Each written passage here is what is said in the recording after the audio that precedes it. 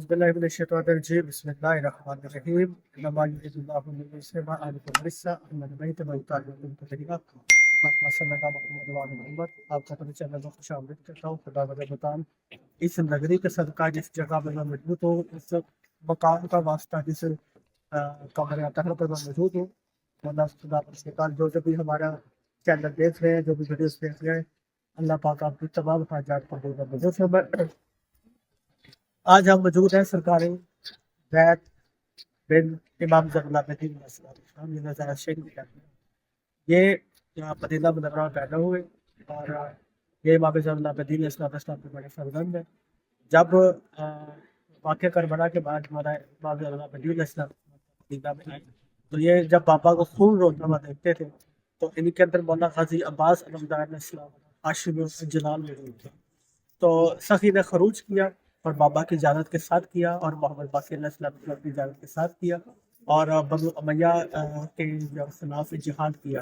اور پہلے تو کوفہ والوں نے وعدہ کیا کہ ہم ساتھ دیں گے پر پھر اپنی فطرت کے مطابق جو ہے وہ کوفہ والوں نے دھوکہ دیا اور یہ اکیلے رہ گئے پر پھر بھی انہوں نے اپنی تلوار کو روکا نہیں اور انہوں نے بنو امیہ کے کئی فوجیوں کو جو فدار کیا اور لاش میں جنم پہنچایا آخر لڑتے لڑتے کوفہ کے ایک بازار میں ان کو گھوڑے میں بیٹھے ہوئے ایک تیر لگا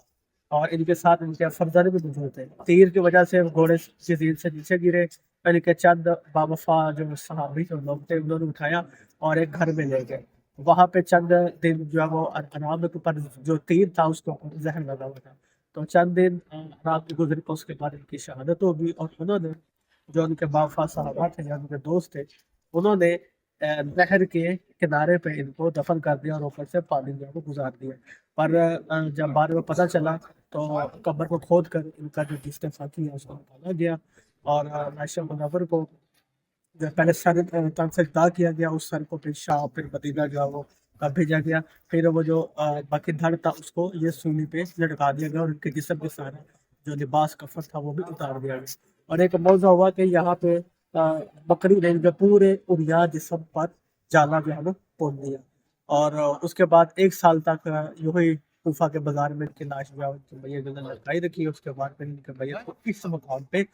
جہاں پہ یہاں پہ سخی کی قبر جو ہے وہ موجود نہیں یہاں پہ ان کو جلایا گیا لیکن جس یہاں پہ زری ہے یہاں پہ ان کو جلایا گیا تو ان کے جس نے خاکی کو جو ہے وہ جلائے کر پھر جو راس تھی اس کو طے فلات پہ جو بہا دیا گیا تو میں دعا مانگتا ہوں جو بھی ہمارے چینل کو دیکھ رہا ہے خدا بہت آپ سب کی حاجات اپنے بات کریں مثلا